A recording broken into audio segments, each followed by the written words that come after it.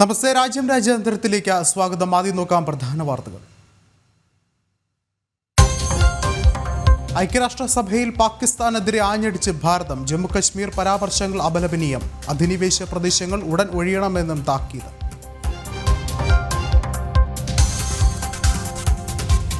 മുസ്ലിം സംവരണം ഉറപ്പാക്കാൻ ഭരണഘടന ഭേദഗതി ചെയ്യുമെന്ന് കർണാടക ഉപമുഖ്യമന്ത്രി DK ശിവകുമാർ. കോൺഗ്രസിന്റെ രഹസ്യ അജണ്ട പുറത്തുവന്നെന്ന് BJP. പ്രീണനവുമായി വീണ്ടും സ്റ്റാലിൻ. വേണ്ടിവന്നാൽ വഖഫ് ഭേദഗതി ബില്ലിനെ സുപ്രീം കോടതിയിൽ ചോദ്യം ചെയ്യും. പ്രഖ്യാപനം DMK ഒരുക്കിയ ഇഫ്താർ വിരുന്നിൽ.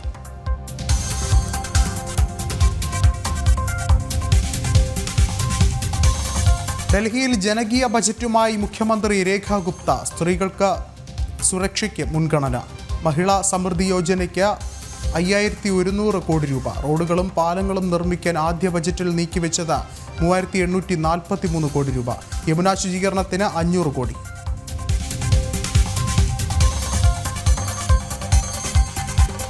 പാകിസ്ഥാനിലെ കറാച്ചിയിൽ ലഷ്കർ ഭീകരനെ അജ്ഞാതർ വെടിവെച്ച് കൊലപ്പെടുത്തി. അജ്ഞാതർ വകവരുത്തിയത് ലഷ്കർ-ഇ-തൊയ്ബയുടെ സാമ്പത്തികകാര്യ മേധാവിയെ.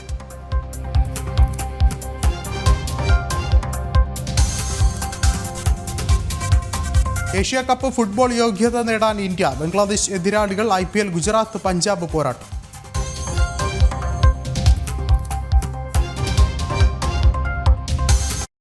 വിശദമായ വാർത്തകളിലേക്ക്. ഉത്തരാഖണ്ഡിൽ അനധികൃത മദ്രസകൾ പൂട്ടി. 136 അനധികൃത മദ്രസകളാണ് സർക്കാർ സീൽ ചെയ്തത്. സംസ്ഥാനത്ത് 500 അനധികൃത മദ്രസകൾ പ്രവർത്തിക്കുന്നതായി സർക്കാർ കണക്കുകൾ വ്യക്തമാക്കുന്നു. കൂടുതൽ വിവരങ്ങളുമായി ഗൗതം അനന്തനാരായണൻ ചേർന്നുണ്ട്. ഗൗതം, എന്താണ് ഏറ്റവും പുതിയ വിവരങ്ങൾ?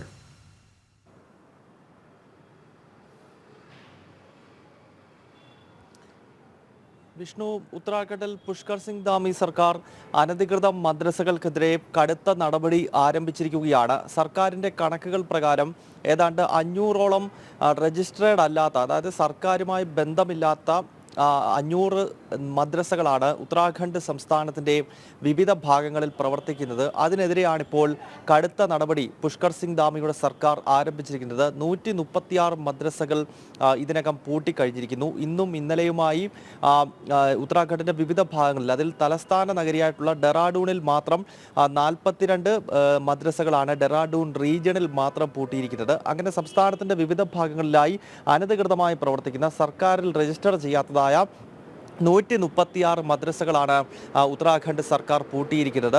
സർക്കാർ കണക്ക് പ്രകാരം ഇനിയും അനധികൃതമായി പ്രവർത്തിക്കുന്ന മദ്രസകളുണ്ട്. അവയ്ക്കെതിരെ കൂടി വരും ദിവസങ്ങളിൽ നടപടി ഉണ്ടാകും. അതിൻ്റെ പ്രവർത്തനങ്ങളും സീൽ ചെയ്യുമെന്നാണ് ഉത്തരാഖണ്ഡ് സർക്കാർ വ്യക്തമാക്കുന്നത്. കാരണം ഈ അനധികൃത മദ്രസകൾ കേന്ദ്രീകരിച്ചുകൊണ്ട് ഭീകരവാദ പ്രവർത്തനം നടക്കുന്നു എന്ന വിലയിരുത്തൽ വളരെ മുൻപ് തന്നെ കേന്ദ്ര രഹസ്യാന്വേഷണ വിഭാഗമാണെങ്കിലും സംസ്ഥാന ഇൻ്റലിജൻസ് ആണെങ്കിലും അത്തരം ഇൻപുട്ടുകൾ സർക്കാരുകൾക്ക് നൽകിയിട്ടുണ്ട്. അതിനാൽ ആദ്യം ഇത്തരം നടപടികൾ തുടങ്ങിയത് ഉത്തർപ്രദേശിൽ യോഗി ആദിത്യനാഥിൻ്റെ സർക്കാരാണ്. അവിടെ അനധികൃത മദ്രസകൾക്കെതിരെ നടപടി ആരംഭിച്ചിരുന്നു. പിന്നീട് വടക്കുകിഴക്കൻ സംസ്ഥാനമായ അസോമിൽ ഹിമന്ത ബിശ്വ ശർമ്മയുടെ സർക്കാരും അനധികൃത മദ്രസകൾക്കെതിരെ കടുത്ത നടപടി തുടങ്ങി. അതിന് പിന്നാലെയാണിപ്പോൾ BJP ഭരിക്കുന്ന മറ്റൊരു സംസ്ഥാനമായ ഉത്തരാഖണ്ഡും അനധികൃതമായി പ്രവർത്തിക്കുന്ന മദ്രസകൾ പൂട്ടിത്തുടങ്ങിയത്. വിഷ്ണു.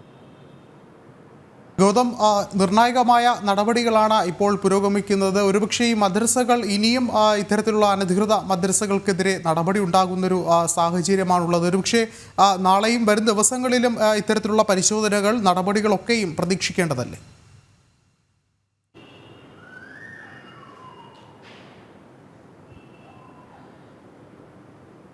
വിഷ്ണു, ഈ ബാക്കി മദ്രസകൾ കൂടി, അതാണ് സർക്കാരിൻ്റെ കണക്കുകൾ സൂചിപ്പിക്കുന്നത്. അതാണ് 500 മദ്രസകളുണ്ട് ഇത്തരത്തിൽ അനധികൃതമായി പ്രവർത്തിക്കുന്നത്. അതിനാൽ സർക്കാർ സംവിധാനവുമായി ബന്ധമില്ലാത്തതോ രജിസ്റ്റർ ചെയ്യാത്തതുമായിട്ടുള്ള മുഴുവൻ മദ്രസകളും പൂട്ടും എന്ന് തന്നെയാണ് ഉത്തരാഖണ്ഡിൽ പുഷ്കർ സിംഗ് ധാമി സർക്കാർ വ്യക്തമാക്കുന്നത്. കാരണം ഉത്തരാഖണ്ഡിൽ അടുത്ത കാലത്തായി ഈ മതസ്പർദ്ധ വളരുന്ന രീതിയിലുള്ള ചില പ്രവർത്തനങ്ങൾ പല ഭാഗങ്ങളിലും കണ്ടു തുടങ്ങിയിരുന്നു. പൊതുവെ ദേവഭൂമി എന്ന് വിശേഷിപ്പിക്കുന്ന ഉത്തരാഖണ്ഡിൽ വർഗീയ സംഘർഷങ്ങളോ അല്ലെങ്കിൽ സമുദായങ്ങൾ തമ്മിലുള്ള പ്രശ്നങ്ങളോ കേട്ടുകേൾവിയില്ലാത്തതാണ്. എന്നാൽ അടുത്ത കാലത്തായി ഉത്തർപ്രദേശൊക്കെ പോലെയുള്ള സംസ്ഥാനങ്ങളുടെ ചില ഭാഗങ്ങളിൽ നിന്നും ഈ ഇസ്ലാമിസ്റ്റുകൾ കൂട്ടത്തോടെ ഉത്തരാഖണ്ഡിൻ്റെ ഉയർന്ന പ്രദേശങ്ങളിലേക്ക് എത്തുകയും അവിടെ ലവ് ജിഹാദ് പോലുള്ള പ്രവർത്തനങ്ങൾ നടത്തുകയും അനധികൃത മദ്രസകൾ കേന്ദ്രീകരിച്ചുകൊണ്ട് തങ്ങളുടെ പ്രവർത്തനങ്ങൾ കേന്ദ്രീകരിക്കുകയും ഒക്കെ ചെയ്ത സംഭവങ്ങൾ ഉണ്ടായിരുന്നു. അതിൻ്റെ അടിസ്ഥാനത്തിലാണ് അടുത്തിടെ ഉത്തരാഖണ്ഡ് സർക്കാരാണ് ആദ്യമായി ഏകീകൃത സിവിൽ കോഡ് സംസ്ഥാന തലത്തിൽ തന്നെ നടപ്പാക്കിക്കൊണ്ടൊരു നീക്കമൊക്കെ പുഷ്കർ സിംഗ് ധാമി നടത്തിയിരുന്നു.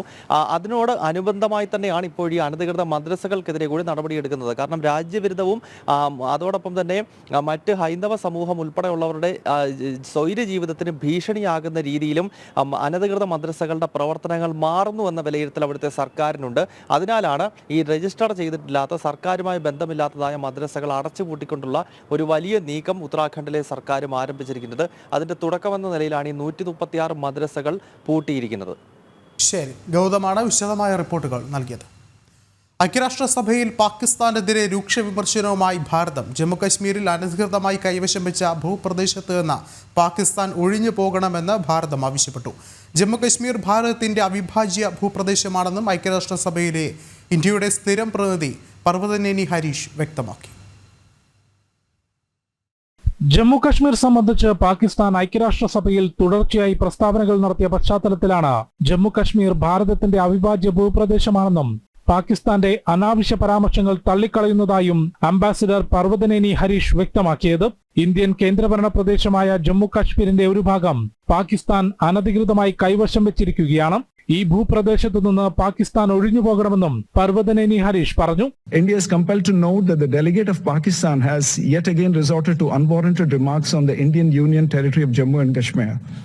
Such repeated references neither validate their illegal claims nor justify their state-sponsored cross-border terrorism.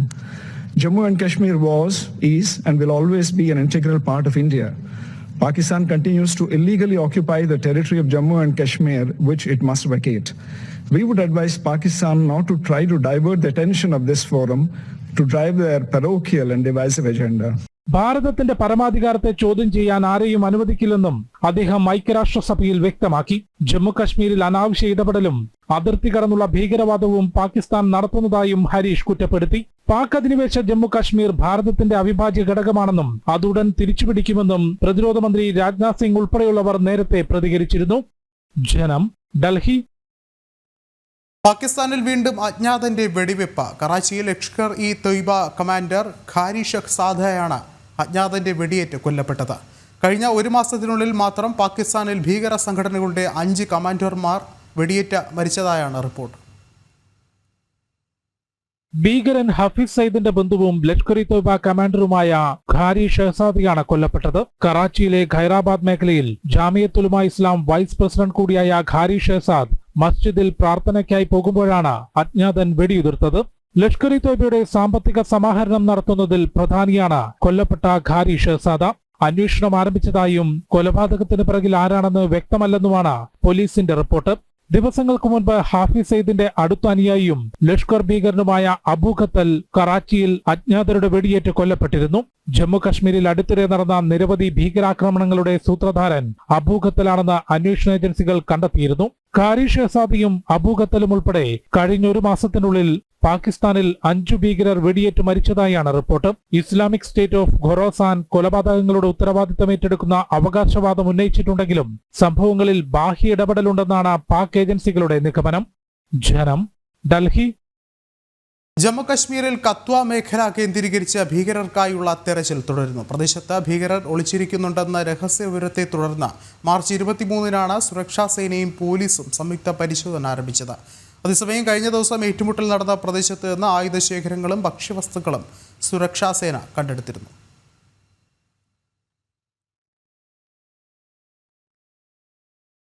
ഛത്തീസ്ഗഡിൽ മാവോയിസ്റ്റ് വേട്ട തുടർന്ന സുരക്ഷാ സേന. ദന്തേവാഡ ജില്ലയിലുണ്ടായ ഏറ്റുമുട്ടലിൽ 3 മാവോയിസ്റ്റുകളെ വകവരുത്തിയതായി സുരക്ഷാ സേന അറിയിച്ചു.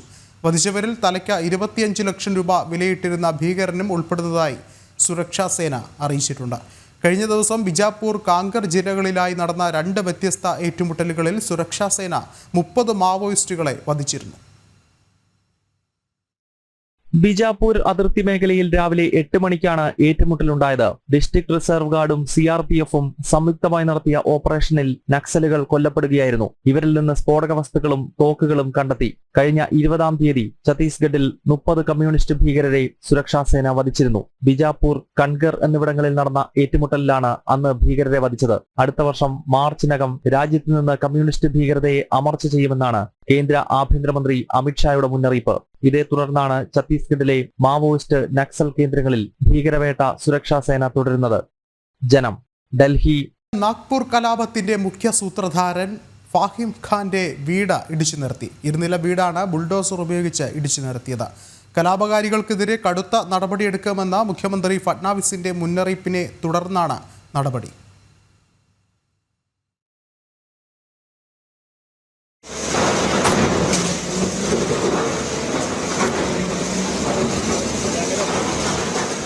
നാഗ്പൂർ സംഘർഷ കേസിൽ അറസ്റ്റിലായ മൈനോറിറ്റി ഡെമോക്രാറ്റിക് പാർട്ടി നേതാവ് വഹീം ഖാന്റെ 2 നില വീടാണ് ബുൾഡോസർ ഉപയോഗിച്ച് ഇടിച്ചു നിരത്തിയത്. അനധികൃതമായി വെച്ച ആഡംബര വീട് നാഗ്പൂർ കോർപ്പറേഷൻ പൊളിച്ചു നീക്കുകയായിരുന്നു. കലാപകാരികൾക്കെതിരെ കടുത്ത നടപടി ഉണ്ടാകുമെന്ന് മുഖ്യമന്ത്രി ഫട്നാവിസ് നേരത്തെ പറഞ്ഞിരുന്നു. പൊതുസ്വത്ത് നശിപ്പിച്ചതിനുള്ള നഷ്ടപരിഹാരം അക്രമികളിൽ നിന്ന് ഈടാക്കുമെന്നും ഫട്നാവിസ് മുന്നറിയിപ്പ് നൽകി. ഇതിന് പിന്നാലെയാണ് വഹീം ഖാന്റെ വീട് പൊളിച്ചത്. ഇയാളെ മാർച്ച് 19-ന് പോലീസ് അറസ്റ്റ് ചെയ്തിരുന്നു. ഔറംഗസേബിന്റെ ശവകുടീരം പൊളിച്ചു മാറ്റണമെന്നാവശ്യപ്പെട്ട് ബജ്രംഗ് ദൾ നടത്തിയ പ്രകടനത്തിൽ ഖുറാൻ കത്തിച്ചുവെന്ന വ്യാജ പ്രചരണത്തെ തുടർന്നാണ് നാഗ്പൂരിൽ സംഘർഷം രൂപപ്പെട്ടത്. ജനം, ഡൽഹി. കോൺഗ്രസ് നേതാവ് രാഹുലിന്റെ ബ്രിട്ടീഷ് പൗരത്വത്തിൽ റിപ്പോർട്ട് തേടി കോടതി. 4 ആഴ്ചയ്ക്കകം റിപ്പോർട്ട് നൽകാൻ കേന്ദ്രത്തോട് അലഹബാദ് ഹൈക്കോടതി നിർദ്ദേശം നൽകി. രാഹുൽ ബ്രിട്ടീഷ് പൗരനെന്ന് ചൂണ്ടിക്കാട്ടിയുള്ള 2 ഹർജികളിലാണ് കോടതിയുടെ നടപടി. കർണാടകയിൽ നിന്നുള്ള പൊതുപ്രവർത്തകനായ ശിശിർ, BJP നേതാവ് സുബ്രഹ്മണ്യ സ്വാമി എന്നിവരാണ് രാഹുലിന് ബ്രിട്ടീഷ് പൗരത്വമുണ്ടെന്ന് ചൂണ്ടിക്കാട്ടി ഹർജി നൽകിയിട്ടുള്ളത്. രാഹുലിന്റെ ബ്രിട്ടീഷ് പൗരത്വം വ്യക്തമാക്കുന്ന രേഖകൾ താൻ കണ്ടിട്ടുണ്ടെന്നും എന്നാൽ രാഹുൽ ഗാന്ധിയുടെ ഒപ്പുണ്ടെങ്കിൽ മാത്രമേ നിർണായക രേഖകൾ ബ്രിട്ടീഷ് സർക്കാർ പുറത്തുവിടൂവെന്നും ശിശിർ ഹർജിയിൽ പറയുന്നു. അതിനാൽ CBI അന്വേഷണം വേണമെന്നാണ് ഹർജിക്കാരന്റെ പ്രധാന ആവശ്യം. ബ്രിട്ടനിലെ ഒരു സ്വകാര്യ കമ്പനിയുടെ രേഖയിൽ രാഹുൽ തന്നെ താൻ ബ്രിട്ടീഷ് പൗരനെന്ന് വ്യക്തമാക്കുന്നുണ്ടെന്ന് സുബ്രഹ്മണ്യ സ്വാമിയും ഹർജിയിൽ പറയുന്നു. വിഷയത്തിൽ 4 ആഴ്ചയ്ക്കകം റിപ്പോർട്ട് സമർപ്പിക്കാനാണ് കേന്ദ്ര സർക്കാരിനോട് അലഹബാദ് ഹൈക്കോടതി ആവശ്യപ്പെട്ടത്. 8 ആഴ്ചത്തെ സമയം വേണമെന്ന് കേന്ദ്രം പറഞ്ഞെങ്കിലും കോടതി ഇത് തള്ളി. ഏപ്രിൽ 21-ന് കേസ് പരിഗണിക്കുമ്പോൾ സർക്കാർ നൽകുന്ന റിപ്പോർട്ടും കോടതിയുടെ പരിഗണനയിൽ വരും. ജനം, ഡൽഹി. വഖഫ് നിയമ ഭേദഗതിയും മതസ്വാതന്ത്ര്യവും തമ്മിൽ ബന്ധമില്ലെന്ന് സംയുക്ത പാർലമെന്ററി കമ്മിറ്റി ചെയർമാൻ ജഗദാംബിക പാൽ. വഖഫ് ബോർഡ് മതസ്ഥാപനമല്ല. OIC ന്യൂനപക്ഷങ്ങളെ തെറ്റിദ്ധരിപ്പിക്കുന്നു. വഖഫ് നിയമ ഭേദഗതി ന്യൂനപക്ഷത്തിന്റെ അവകാശങ്ങൾ ഇല്ലാതാക്കുന്നതല്ല. മുസ്ലിങ്ങളെയും രാജ്യത്തെ ന്യൂനപക്ഷങ്ങളെയും തെറ്റിദ്ധരിപ്പിച്ച് പ്രശ്നങ്ങൾ ഉണ്ടാക്കാൻ ശ്രമിക്കുകയാണെന്നും ജഗദാംബിക പാൽ പറഞ്ഞു. വഖഫ് നിയമ ഭേദഗതിക്കെതിരെ OICയും മുസ്ലിം വ്യക്തി നിയമ ബോർഡും പ്രതിഷേധിക്കുന്ന പശ്ചാത്തലത്തിലാണ് നിയമ ഭേദഗതിയും മതസ്വാതന്ത്ര്യവും തമ്മിൽ ബന്ധമില്ലെന്ന് സംയുക്ത പാർലമെന്ററി കമ്മിറ്റി ചെയർമാൻ ജഗദാംബിക പാൽ വ്യക്തമാക്കിയത്. വഖഫ് ബോർഡ് ഒരു മതസ്ഥാപനമല്ല. ബോർഡിന്റെ പ്രവർത്തനങ്ങൾ സുതാര്യമാക്കുന്നതിനാണ് നിയമ ഭേദഗതി കൊണ്ടുവരുന്നതെന്നും OIC ഉൾപ്പെടെയുള്ളവർ മുസ്ലിങ്ങളെയും രാജ്യത്തെ ന്യൂനപക്ഷങ്ങളെയും തെറ്റിദ്ധരിപ്പിച്ച് പ്രശ്നങ്ങൾ ഉണ്ടാക്കാൻ ശ്രമിക്കുകയാണെന്നും ജഗദാംബിക പാൽ പറഞ്ഞു. वक्फ बोर्ड एक स्टैच्यूटरी बॉडी है, रिलीजियस बॉडी नहीं है. वक्फ की प्रॉपर्टी की देखभाल करने वाली वो वक्फ बोर्ड की प्रॉपर्टी है. तो ये कहना देश को गुमराह करना OIC के द्वारा और all India Muslim personal law board जिसको ज्वाइंट पार्लियामेंट्री कमेटी ने बुलाया और उसके बावजूद भी वो जंतर मंतर में प्रदर्शन किया. अभी हमने रिपोर्ट सबमिट किया है, उसके आधार पर सरकार प्रूव करके अमेंडेड बिल लाएगी. अगर वो अमेंडेड बिल आएगा सदन में. വഖഫ് നിയമ ഭേദഗതി ന്യൂനപക്ഷത്തിന്റെ അവകാശങ്ങൾ ഇല്ലാതാക്കുന്നു എന്ന പ്രചാരണം വസ്തുതാ വിരുദ്ധമാണെന്നും അദ്ദേഹം വ്യക്തമാക്കി. ന്യൂനപക്ഷ വിഭാഗത്തിന്റെ ഭൂമിയും വഖഫ് കയ്യേറിയിട്ടുണ്ടെന്നും നിയമ ഭേദഗതി ഭൂമി നഷ്ടപ്പെടുന്ന നിരവധി പേർക്ക് ആശ്വാസമാകുമെന്നും JPC അംഗങ്ങൾ പ്രതികരിച്ചിരുന്നു. പാർലമെന്റിന്റെ ഈ സമ്മേളന കാലയളവിൽ തന്നെ വഖഫ് നിയമ ഭേദഗതി ബിൽ അവതരിപ്പിക്കുമെന്നാണ് റിപ്പോർട്ട്. ജനം, ഡൽഹി. വയനാട് ദുരിതബാധിതർക്ക് സാധ്യമായ എല്ലാ സഹായങ്ങളും നൽകിയിട്ടുണ്ടെന്ന് കേന്ദ്ര ആഭ്യന്തരമന്ത്രി അമിത്ഷാ. ദുരിതബാധിതരെ സഹായിക്കുന്നതിൽ രാഷ്ട്രീയം നോക്കാറില്ല. 2219 കോടി രൂപയുടെ പാക്കേജ് സംസ്ഥാനം ആവശ്യപ്പെട്ടു. ഇതിൽ 530 കോടി രൂപ സഹായം നൽകിയിട്ടുണ്ട്. മാനദണ്ഡങ്ങൾ അനുസരിച്ച് തുടർന്നുള്ള സഹായം നൽകുമെന്നും അദ്ദേഹം രാജ്യസഭയിൽ അറിയിച്ചു. കൂടുതൽ വിവരങ്ങളുമായി ജിഷ്ണു കൃഷ്ണൻ ചേർന്നുണ്ട്. ജിഷ്ണു, ശക്തമായൊരു മറുപടിയാണ് ഇപ്പോൾ കേന്ദ്ര ആഭ്യന്തരമന്ത്രി അമിത്ഷാ നടത്തിയിട്ടുള്ളത്. മറ്റു വിവരങ്ങൾ എന്തൊക്കെയാണ്?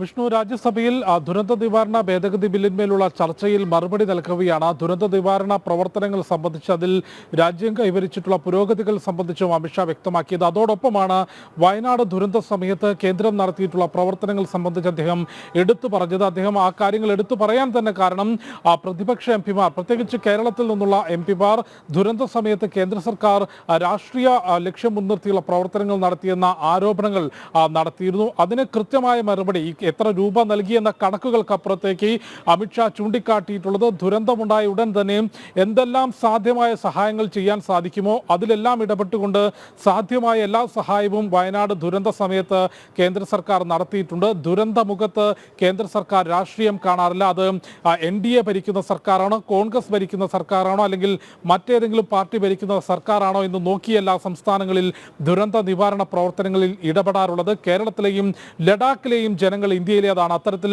ഇന്ത്യയിലെ ജനങ്ങൾ എന്ന കൺസെപ്റ്റോട് കൂടിയാണ് ദുരന്തമുഖത്ത് ദുരന്ത നിവാരണ പ്രവർത്തനങ്ങൾക്കും രക്ഷാപ്രവർത്തനങ്ങൾക്കും കേന്ദ്ര സർക്കാർ ഇടപെടൽ നടത്താറുള്ളത് എന്ന വ്യക്തമായ മറുപടിയാണ് കേന്ദ്ര ആഭ്യന്തരമന്ത്രി അമിത്ഷാ രാജ്യസഭയിൽ നടത്തിയിട്ടുള്ളത്. ഒപ്പം വയനാട് ദുരന്തവുമായി ബന്ധപ്പെട്ട് അദ്ദേഹം വ്യക്തമാക്കിയിട്ടുള്ളത് ദുരന്തം നടന്ന ഉടൻ തന്നെ NDRFിൽ നിന്ന് അടിയന്തരമായി 215 കോടി രൂപ സഹായം നൽകി. കൂടാതെ മന്ത്രിതല സമിതിയുടെ റിപ്പോർട്ടിന്റെ അടിസ്ഥാനത്തിൽ 135 കോടി രൂപ നൽകിയിട്ടുണ്ട്.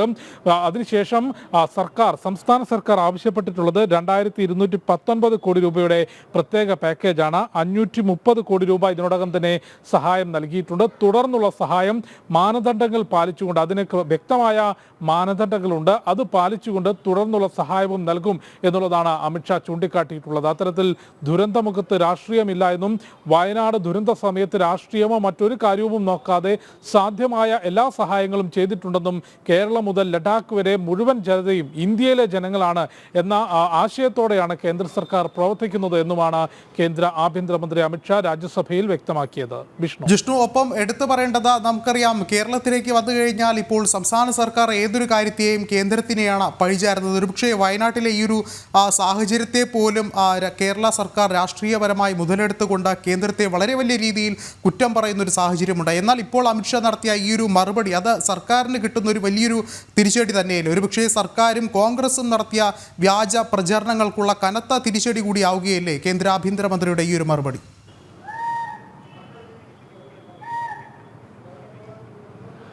വിഷ്ണു, തീർച്ചയായും വയനാട് ദുരന്തം സംബന്ധിച്ച് പ്രത്യേകിച്ച് കേന്ദ്രം സഹായം നൽകുന്നില്ല എന്നുള്ളതും പുനരധിവാസ പ്രവർത്തനങ്ങൾ പോലും കാര്യക്ഷമമായി നടത്താതെ അതിൻ്റെ മുഴുവൻ ഉത്തരവാദിത്വം അല്ലെങ്കിൽ അതിൻ്റെ പഴി നേരെ കേന്ദ്ര സർക്കാരിന് മുകളിലേക്ക് കൊണ്ടുവയ്ക്കുന്ന പ്രതികരണങ്ങളായിരുന്നു സംസ്ഥാന സർക്കാരുമായി ബന്ധപ്പെട്ട എല്ലാ കേന്ദ്രങ്ങളും നടത്തിയിരുന്നത്. എന്നാൽ അന്നും കേന്ദ്ര സർക്കാർ വൃത്തങ്ങൾ ഇക്കാര്യം വളരെ വ്യക്തമായി ചൂണ്ടിക്കാട്ടിയിരുന്നു. അതിന് വളരെ വ്യക്തമായ മറുപടി ഇന്ന് കേന്ദ്ര ആഭ്യന്തരമന്ത്രി അമിത്ഷാ നൽകി എന്നുള്ളതാണ്. ദുരന്തം ഉണ്ടായ ആ സമയത്ത് തന്നെ നൽകാൻ സാധിക്കുന്ന ഏറ്റവും അടിയന്തരമായ സഹായം 215 കോടി രൂപ ദുരന്ത നിവാരണ ഫണ്ടിൽ നിന്ന് NDRFിൽ നിന്ന് കേന്ദ്ര സർക്കാർ നൽകിയിട്ടുണ്ട്. 135 കോടി രൂപ വീണ്ടും നൽകി. അത്തരത്തിൽ ധനസഹായം സാധ്യമായ രീതിയിലെല്ലാം ചെയ്തിട്ടുണ്ട്. അതല്ലാതെ ദേശീയ ദുരന്ത നിവാരണ സേനയുടെ ഭാഗത്തുനിന്നും സൈന്യത്തിന്റെ ഭാഗത്തുനിന്നും സഹായം നൽകി. അത് രാഷ്ട്രീയം നോക്കിയിട്ടല്ല. അത് UPയിലെ ജനങ്ങളാണെങ്കിലും ഗുജറാത്തിലെ ജനങ്ങളാണെങ്കിലും ലഡാക്കിലെ ജനങ്ങളാണെങ്കിലും കേരളത്തിലെ ജനങ്ങളാണെങ്കിലും കേന്ദ്ര സർക്കാരിന് ഒന്നുപോലെയാണ് എന്ന കൃത്യമായ വാചകമാണ് കേന്ദ്ര ആഭ്യന്തരമന്ത്രി അമിത്ഷാ രാജ്യസഭയിൽ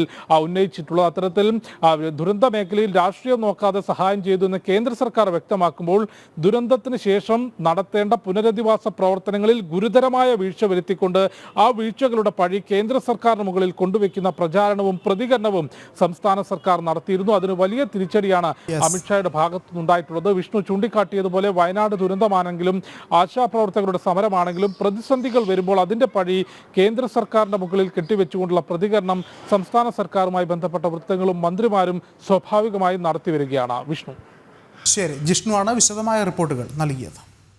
യുക്രൈൻ വിഷയത്തിൽ US-ഉമായി നടന്ന ചർച്ചകളുടെ വിശദാംശങ്ങൾ പങ്കുവെക്കില്ലെന്ന് റഷ്യ. റിയാദിൽ നടക്കുന്ന ചർച്ചകൾ അവസാനിച്ചതായാണ് പുറത്തുവരുന്ന വിവരങ്ങൾ. കരിങ്കടലിലെ കപ്പൽ ഗതാഗതം പുനഃസ്ഥാപിക്കുക എന്നതായിരുന്നു ചർച്ചകളിലെ പ്രധാന അജണ്ട എന്നാണ് റഷ്യ നൽകുന്ന സൂചന. അതേസമയം ചർച്ചകൾ ഫലപ്രദമെന്നാണ് അമേരിക്ക പുറത്തുവിടുന്ന വിവരം. കൂടുതൽ വിവരങ്ങളുമായി ഐസൺ ജോസ് ചേർന്നുണ്ട്. ഐസൺ, ഈ ഒരു ചർച്ചകൾ ആരംഭിക്കുന്നതിന് മുമ്പേ വളരെ വലിയ പ്രതീക്ഷകളാണുള്ളത്. എത്രയും പെട്ടെന്ന് ഈ ഒരു യുദ്ധം നാളുകളായി നീണ്ടുവരുന്ന ഈ ഒരു യുദ്ധം അവസാനിക്കട്ടെ, അവിടെ സമാധാനം പുലരട്ടെ എന്നുള്ള ഒരു പ്രതീക്ഷകൾ തന്നെയാണ് ഉള്ളത്. ഒരുപക്ഷെ ഇപ്പോൾ ഈ ഒരു ചർച്ച അതിൻ്റെ അവസാന ഘട്ടത്തിലേക്ക് എത്തിയിരിക്കുന്നു. ചർച്ചകൾ അവസാനിച്ചതായി റിപ്പോർട്ടുകൾ പുറത്തു വരുന്നുണ്ട്. എന്നിരുന്നാൽ കൂടിയും എന്താണ് പ്രധാനപ്പെട്ട തീരുമാനങ്ങൾ എന്നുള്ള കാര്യത്തിലാണ് എല്ലാവരും ഉറ്റുനോക്കുന്നത്. അത് സംബന്ധിച്ച് എന്തെങ്കിലും സൂചനകളുണ്ടോ? വിഷ്ണു, തീർച്ചയായും ഇന്ന് ഏതാണ്ട് ഉച്ചയ്ക്ക് 1:30 ഇന്ത്യൻ സമയം 1:30 ഈ റഷ്യയും അതുപോലെ തന്നെ അമേരിക്കയുമായി നടന്ന ചർച്ചകളുടെ വിശദാംശങ്ങൾ, അതായത് യുക്രൈൻ വിഷയത്തിൽ നടന്ന ചർച്ചകളുടെ വിശദാംശങ്ങൾ ഒരു സ്റ്റേറ്റ്മെന്റായി, ഒരു പ്രസ്താവനയായി പുറത്തു വരുമെന്ന സൂചനയായിരുന്നു നേരത്തെ രാവിലെ തന്നെ വാർത്തകളായി പുറത്തു വന്നിരുന്നത്. എന്നാൽ ചർച്ചകളുടെ വിശദാംശങ്ങൾ ഒന്നും തന്നെ പുറത്തുവിടേണ്ടതില്ല എന്നൊരു തീരുമാനമാണ് ഇപ്പോൾ റഷ്യയുടെ ഭാഗത്തു നിന്നുണ്ടായിരിക്കുന്നത്. പക്ഷേ ചില സൂചനകൾ നമുക്ക് ലഭ്യമാകുന്നതനുസരിച്ച് ഏറെ പ്രതീക്ഷ നൽകുന്ന കാര്യങ്ങളുണ്ട് എന്നതൊരു യാഥാർത്ഥ്യം കൂടിയാണ്. നമുക്കറിയാവുന്നതാണ്, കരിങ്കടലിലെ ബ്ലാക്ക് സീ എന്നറിയപ്പെടുന്ന കടലിലെ ആ പ്രദേശത്തെ പ്രധാനപ്പെട്ട 3 പോർട്ടുകൾ, 3 തുറമുഖങ്ങൾ മാനേജ് ചെയ്യുന്ന തുറമുഖങ്ങൾ യുക്രൈൻ തീരത്തുണ്ട്. യുക്രൈന്റെ ഭക്ഷ്യോൽപ്പന്നങ്ങൾ കയറ്റുമതി, അതായത് ഭക്ഷ്യധാന്യങ്ങൾ കയറ്റുമതി വഴി വൻതോതിൽ യുക്രൈൻ എക്സ്പോർട്ട് സാധ്യതകൾ തുടർന്ന് കിട്ടുന്ന ഒരു മേഖല കൂടിയാണത്. ഈ കരിങ്കടലിലെ അല്ലെങ്കിൽ ഈ ബ്ലാക്ക് സീ എന്ന് പറയുന്ന ആ കടലിലെ സുരക്ഷ ഉറപ്പാക്കുന്നതിന്, കപ്പൽ ഗതാഗതത്തിന്റെ സുരക്ഷ ഉറപ്പാക്കുന്നതിന് ഇരു രാജ്യങ്ങളും, അതായത് യുക്രൈനും സ്വാഭാവികമായും റഷ്യയും ഒരു തീരുമാനത്തിൽ എത്തിയിട്ടുണ്ട് എന്നാണ് അറിയാൻ സാധിക്കുന്നത്. സ്വാഭാവികമായും നമുക്കറിയാവുന്നതാണ്, ഈ 2 രാജ്യങ്ങളുടെയും എക്സ്പോർട്ട് മാർക്കറ്റുമായി ബന്ധപ്പെട്ട് വളരെ കൃത്യമായ, അതായത് വാണിജ്യവുമായി ബന്ധപ്പെട്ട് വളരെ കൃത്യമായ ഒരു നിർണായകവുമായ പ്രദേശങ്ങളാണ് ഈ പോർട്ടുകളെല്ലാം തന്നെ. അതുകൊണ്ട് തന്നെ അവിടെ സമാധാനം പുനഃസ്ഥാപിക്കുന്നതിനുള്ള നീക്കങ്ങൾ കാര്യക്ഷമമായി നടത്താമെന്ന ധാരണ റഷ്യയുടെ ഭാഗത്തു നിന്നുണ്ടായിട്ടുണ്ട് സൗദി അറേബ്യയിലെ ചർച്ചകളിൽ എന്നാണ് അറിയാൻ സാധിക്കുന്നത്. മാത്രമല്ല, ഇന്നലെ ദിവസങ്ങൾക്ക് മുമ്പ് നടന്ന ചർച്ചയുമായി ബന്ധപ്പെട്ട് ഈ വൈദ്യുതോൽപാദന കേന്ദ്രങ്ങൾ ആക്രമിക്കില്ലെന്ന നിലപാടിലേക്കും റഷ്യ എത്തുകയും ചെയ്തിരുന്നു. യുക്രൈനിലെ വൈദ്യുതോൽപാദന കേന്ദ്രങ്ങളിൽ ആക്രമണം നടത്തില്ല എന്ന തീരുമാനത്തിലേക്ക് റഷ്യ എത്തുകയും ചെയ്തിരുന്നു. അത്തരത്തിൽ ചില പോസിറ്റീവായ ഘടകങ്ങളുണ്ട് എന്നതൊരു യാഥാർത്ഥ്യം തന്നെയാണ്. എങ്കിലും ഈ ചർച്ചയുടെ വിശദാംശങ്ങൾ പുറത്തുവിടേണ്ടതില്ല എന്ന തീരുമാനമാണ് റഷ്യ എടുത്തിരിക്കുന്നത്. മറ്റൊരു സുപ്രധാന വിഷയം, ഈ ഇതുമായി ബന്ധപ്പെട്ട് സൗദി അറേബ്യയിൽ നടന്ന ചർച്ചകൾ അവസാനിച്ചു എന്ന സൂചനയും ഇപ്പോൾ വൈറ്റ് ഹൗസിൽ നിന്നും പുറത്തു വരുന്നുണ്ട്. വൈറ്റ് ഹൗസ് പ്രതീക്ഷയോടെയാണ് ചർച്ചകളെ നോക്കിക്കാണുന്നതെന്നും അറിയിക്കുന്നുണ്ട്. വിഷ്ണു. ശരി, ഐസൻ ജോസാണ് വിശദമായ റിപ്പോർട്ടുകൾ നൽകിയത്. ബുള്ളറ്റിൻ പൂർണ്ണമാവുകയാണ്. നമസ്തേ.